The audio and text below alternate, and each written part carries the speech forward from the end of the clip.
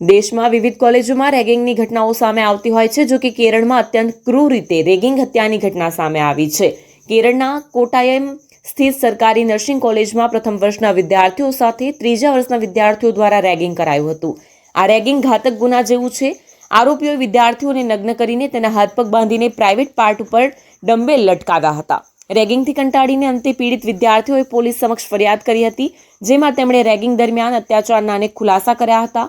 પોલીસે જણાવ્યું હતું કે ફરિયાદ મુજબ પ્રથમ વર્ષના કેટલાક વિદ્યાર્થીઓ અને ત્રીજા વર્ષના 5 વિદ્યાર્થીઓ અવારનવાર પરેશાન કરતા હતા। તેમની પાસે રવિવારે દારૂ પીવા માટે રૂપિયા માંગતા હતા। કુલ 3 વિદ્યાર્થીઓની ફરિયાદ મળી છે, જેમાં થયેલા ખુલાસા ચોંકાવનારા છે। આ વિદ્યાર્થીઓએ ખુલાસો કર્યો હતો કે સેમ્યુઅલ જોન્સન, રાહુલ રાજ, જીવ, રીજીત અને વિવેક 18 થી 21 વર્ષના વિદ્યાર્થીઓએ અત્યંત ક્રૂરતાપૂર્વક જુનિયર વિદ્યાર્થીઓનું રેગિંગ કર્યું, જેમાં કસરતમાં ઉપયોગમાં લેવાતા ડમ્બલ્સ પ્રાઇવેટ પાર્ટ પર બાંધ્યા, વિદ્યાર્થીઓને નગ્ન કરીને ઊભા રાખવામાં આવ્યા, કંપાસના ઘાતક ઓજારોથી ઘાવ પાડવામાં આવ્યા, શરીર પર, ચહેરા પર તેમજ આ ઘાવ પર લોશન અને ક્રીમ લગાવતા હતા।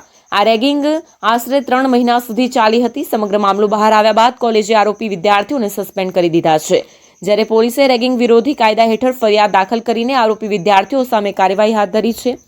કોલેજે દાવો કર્યો હતો કે પીડિત વિદ્યાર્થીઓએ હોસ્ટેલના વોર્ડન, પ્રશાસન, માતા પિતા સમક્ષ ખુલાસો નહોતો કર્યો।